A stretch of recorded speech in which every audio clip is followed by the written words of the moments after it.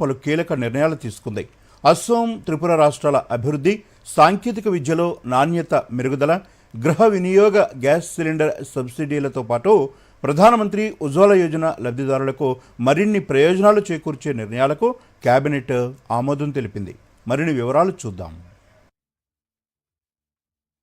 అస్సోం, త్రిపుర రాష్ట్రాల అభివృద్ధికి కేంద్రం 4,250 కోట్ల రూపాయలతో 4 కొత్త పథకాలను ఆమోదించింది.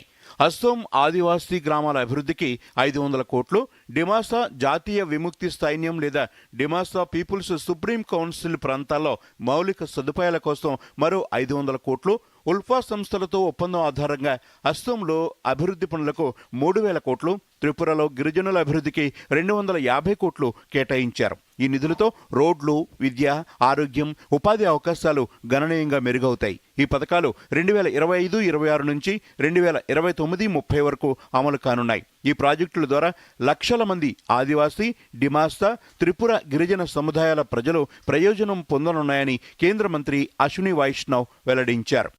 इन चारों के साथ जो डिस्कशन होके जो मेमोरेंडम ऑफ सेटलमेंट बना उसके हिसाब से ये प्रपोजल्स अप्रूव हुए और ये प्रपोजल इसमें कई तरह के काम लिए जाएंगे. कनेक्टिविटी के काम होंगे, एजुकेशन के काम होंगे, हेल्थ केयर से रिलेटेड काम होंगे, स्पोर्ट्स और जो इंडिजिनस मेडिसिन है, इंडिजिनस स्पोर्ट्स हैं, उन सब का ध्यान दिया जाएगा. और विशेषकर जो कल्चरल इंटीग्रेशन है, आदिवासी कल्चर को मेंटेन करना, उसके साथ साथ फिर इंटीग्रेशन करना, इन चीज़ों पे भी बहुत बड़ा ध्यान दिया जाए. प्रोजेक्ट्स बहुत ही स्पेसिफिक बनेंगे, लोकल कंसल्टेशन से बनेंगे.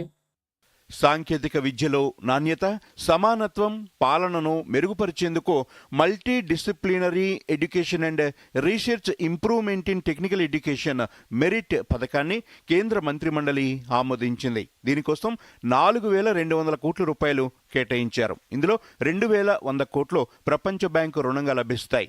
దేశవ్యాప్తంగా 275 సాంకేతిక సంస్థలు, అందులో 175 ఇంజనీరింగ్ కళాశాలలు, 100 పాలిటెక్నిక్ కాలేజీలు ఈ పథకం ద్వారా లబ్ధి పొందుతాయి. ఈ పథకం 2025-26 నుంచి 2029-30 వరకు అమలవుతుంది. ఈ సంస్థలో డిజిటలీకరణ, బహుళ శాఖ కోర్సులు, ఉపాధి నైపుణ్యాలు, పరిశోధన, ఇన్నోవేషన్ వాతావరణం వంటివి బలోపేతం కానున్నాయి. సుమారు 7.5 లక్షల మంది విద్యార్థులు ఈ పథకం ద్వారా ప్రయోజనం పొందనున్నారు. ఇంటర్న్షిప్లు, నవీన పాఠ్యాంశాలు, ఇన్నోవేషన్ సెంటర్లు, నైపుణ్య శిక్షణా కేంద్రాల ద్వారా విద్యార్థుల ఉపాధి అవకాశాలు మెరుగుపడతాయి. ఇక గృహ వినియోగ గ్యాస్ సిలిండర్లపై నష్టాలను భర్తీ చేసేందుకు 3 ప్రభుత్వ రంగ ఆయిల్ మార్కెటింగ్ కంపెనీలైన IOCL, BPCL, HPCLలకు 30,000 కోట్ల రూపాయలు పరిహారాన్ని కేంద్రం ఆమోదించింది. అంతర్జాతీయంగా ధరలు పెరిగినప్పటికీ వినియోగదారులకు గ్యాస్ సిలిండర్ ధరలను పెంచకుండా నష్టాలను భరించిన ఈ కంపెనీలకు ఈ పరిహారం 12 విడతల్లో చెల్లించనున్నారు. దీనివల్ల వినియోగదారులపై భారం మోపకుండా దేశవ్యాప్తంగా గ్యాస్ సిలిండర్ల సరఫరా నిరంతరాయంగా కొనసాగుతుందని కేంద్ర మంత్రి అశ్విని వైష్ణవ్ వెల్లడించారు. अब तक अगर हम देखें टोटल उज्ज्वला योजना में 52,000 करोड़ रुपए का बेनिफिट देश में लाखों करोड़ों परिवारों को मिल चुका है. इस आज के फैसले से करीब 10 करोड़ 33 लाख घरों में एक लाभ मिलेगा, एक बेनिफिट मिलेगा, जिससे PM उज्ज्वला को आगे बढ़ाने में मदद मिलेगी. दूसरा फैसला लिया है कि कैसे हमारे मिडिल क्लास परिवारों में LPG गैस अफोर्डेबल रहे, कम से कम दाम पे मिले. उसके लिए 30,000 करोड़ रुपए की सब्सिडी आज अप्रूव हुई है.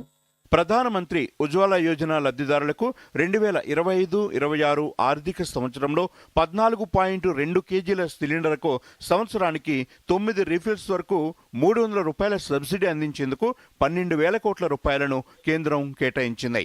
5 కేజీల సిలిండర్లకు సమాన నిష్పత్తిలో సబ్సిడీ అందుతుంది. దీనివల్ల 10.33 కోట్ల మంది ఉజ్వల యోజన లబ్ధిదారులు లబ్ధి పొందనున్నారు. ఈ సబ్సిడీ వల్ల గ్యాస్ వినియోగం పెరిగి 2019-20లో 3 రీఫిల్స్ నుంచి 2024-25లో 4.47 రీఫిల్స్కు మెరుగైంది. కేంద్ర మంత్రిమండలి తీసుకున్న నిర్ణయాలు ఈశాన్య రాష్ట్రాల అభివృద్ధి, సాంకేతిక విద్యలో నాణ్యత, గ్యాస్ సరఫరా, సబ్సిడీల ద్వారా సామాన్య ప్రజల జీవన ప్రమాణాలు మెరుగుపరచడంలో కీలక పాత్ర పోషిస్తాయి. ఈ పథకాలు దేశంలో సమ్మిళిత అభివృద్ధి, ఉపాధి అవకాశాలను పెంచడంతో పాటు ఆర్థిక స్థిరత్వాన్ని కాపాడుతాయి. Bureau report, Doordarshan news.